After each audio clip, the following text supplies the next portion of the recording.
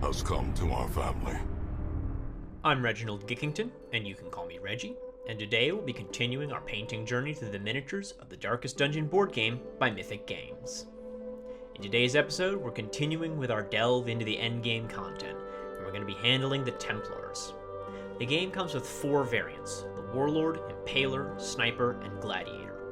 In-game, 2 are mini-bosses, the Impaler and Warlord, while the Sniper and Gladiator are common enemies that can be encountered throughout the final run of dungeons. Generally, each of them are quite similar, with the main differences being the head crests visible on the Impaler and Warlord, as well as the large eldritch eyes protruding from their body. As such, I'll primarily be focusing on teaching you how to paint the Impaler and the Warlord, but you can apply this tutorial to paint the Sniper and Gladiator as well. The first step is always a black prime, and then we're going to use Royal Purple and Tan.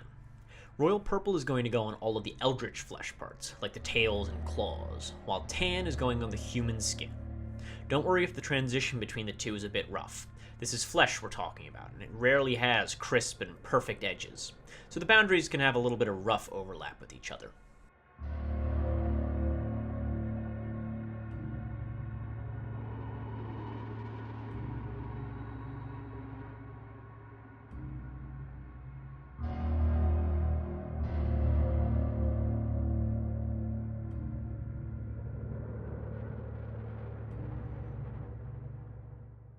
Next, we're going to heavily dry brush corn red all over the tail and eldritch flesh parts to give them a more dark red hue to them.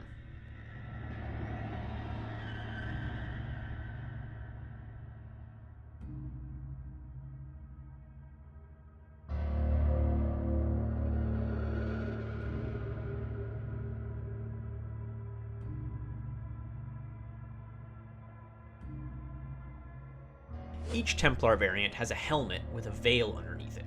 For those, we're using Somber Gray on the veil, and then Liberator Gold on all of the gold parts.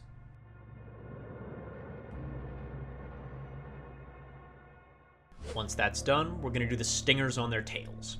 Now, the Impaler and Gladiator have glowing green poisonous stingers, while the Warlord and Sniper have shards of what appear to be bone or horn. For the green ones, we're using the aptly named Scorpion Green on the stinger and pustules, while for the bone, we're using Rakarth Flesh. Additionally, on the Impaler and the Warlord, their large open eye is going to get an all-over of Rakarth Flesh as well.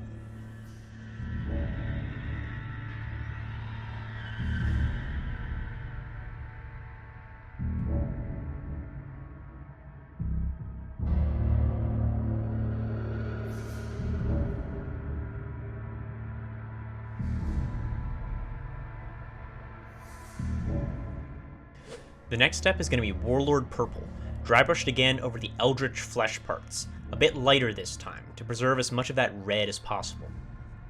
This is going to help ease the transition between the human and eldritch flesh as well, so be sure to hit that part too.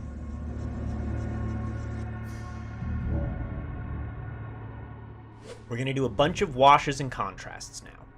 We're using Moonlake Coral on the human skin to give it a dark red tone that will help ease the transition between human and animal portions. For any chitin segments, the claws, the armored segments on the Impaler's tail, etc., we're using Black Templar. And we're also going to use that on the veils they wear. On the lime green parts of the stinger, we're using Coelia Green Shade. And finally, we're using your choice of brown wash on the gold parts and bone parts. In my case, Battle Mud Wash.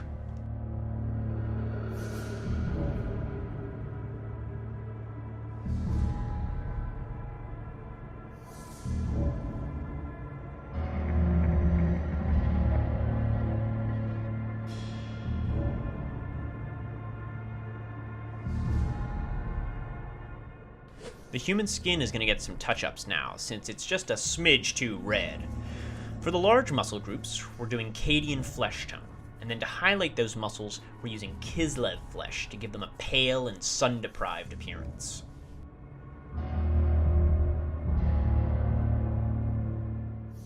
For the chitin and the veils, we're going to use an edge highlight of Dark Sea Blue to bring in a sort of deep blue tone to the black.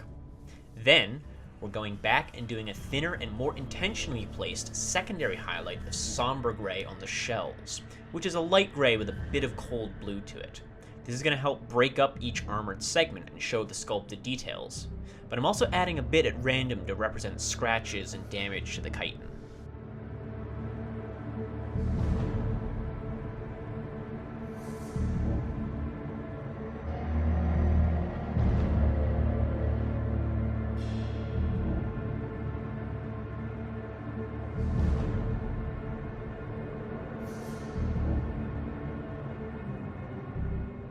We're using a 1-to-1 mix of Warlord Purple and Lustful Purple to highlight specific portions of the flesh now. Across the body are these vein-like structures, which cross and intersect and join in all sorts of places. Anywhere that the veins grow particularly large or intersect in more than 3, add just a bit of our mixture to give them the bit of the appearance of brightening and growing in intensity. Then, we're also adding to this to the area around each eye to give it the appearance that it's glowing. Finally, on each claw, there's a band of flesh between the chitin and the teeth-like structures inside of the claws. For those, just trace a line of our pink mixture along the length of the claw.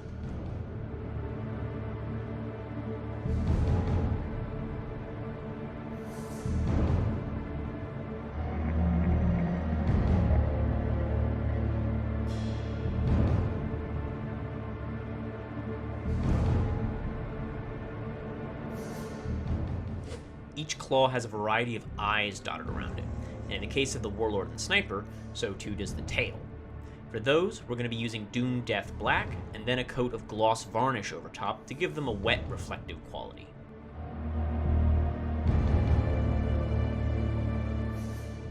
Rakarth Flesh and Buff are going to be our next colors. For the teeth and the claws, we're using Rakarth Flesh, and then on the large eyes, around their pupils, we're going to use a very thinned glaze of buff to continue to sell that glowing appearance of the eyes.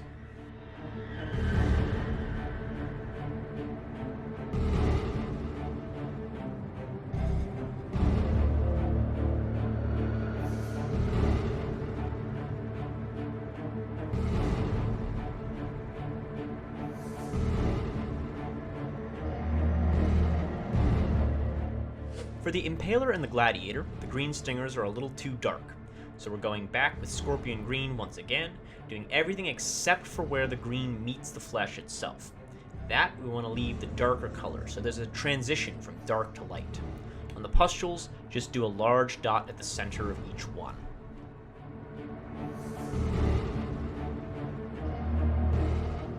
And that's everything, with the exception of course, the bases and the shadows, which are Mechanica Standard Gray, Black Wash, and Doom Death Black.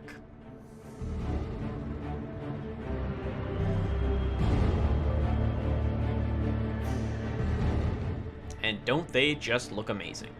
They took forever to paint, but I think they might be some of my best work yet when it comes to the Darkest Dungeon. Additionally, we have the Gladiator and the Sniper, who look equally impressive. But for my money, those head crests on the Impaler and Warlord make them look so much cooler.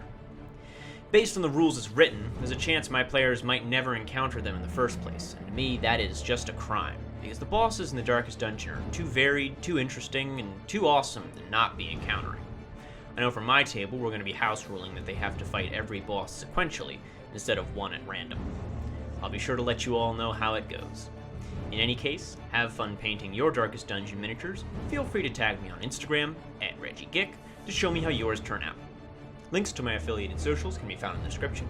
Feel free to subscribe or like the video if you enjoyed it, and I'll see you soon with another painting tutorial.